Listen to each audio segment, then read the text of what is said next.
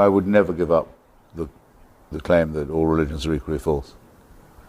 And for that reason, because they're false by preferring faith to reason, latently at least equally dangerous. But equally false, but surely not quite equally dangerous because of... No, latently I think so, because latently maybe, because of the surrender of the mind. Yeah. The surrender of the mind, Yeah. the eagerness to discard the only thing that we've got that makes us higher primates, the faculty of reason. That's always deadly. And always, I'm not sure. I think it's potentially the Amish can't hurt me, but they can sure hurt the people who live in their community. They have a little totalitarian, but not quite in the same system. way. The Dalai Lama claims to be a god king of hereditary monarchy and inherited godliness. That's the most repulsive possible idea, and he runs a crummy little dictatorship in Dharamsala. Right. And it would be worse, and praises the Indian nuclear test, it would be worse. It's only limited by his own limited scope. But if you added the same evil jihad to that, you would be more concerned. Well, look, every time I've ever debated with Islamists, they've all said, you've just offended 1 billion Muslims, as if they spoke for them. Right.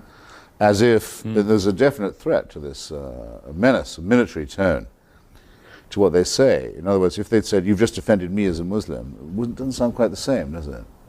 If they were the only one who believed in the Prophet Muhammad. No, it's 1 billion. And by the way, what's implied in that is watch out. Right. Yeah. I don't care. If it was only one person who believed that the Prophet Muhammad had been given dictation by the Archangel Gabriel, I'd still say what I was saying. Right, but you wouldn't lay awake And at it would night. be just as dangerous that they believed that, yes. It would, because it could spread. The belief could become more general. It has, in the case of Islam, it has spread and is spreading, and so its danger is not only potential but actual. Yeah. I can see no contradiction. Yes, but over space and time, I think this tremendously evens out. I mean, I didn't expect, I'm sure neither did you, in the 60s, that there would be such a threat from Jewish fundamentalism. Relatively small numbers, but in a very important place, a strategic place, and deciding to try and bring on the Messiah by stealing other people's land and trying to bring on the end. Yeah. It's numerically, it's extremely small. Right.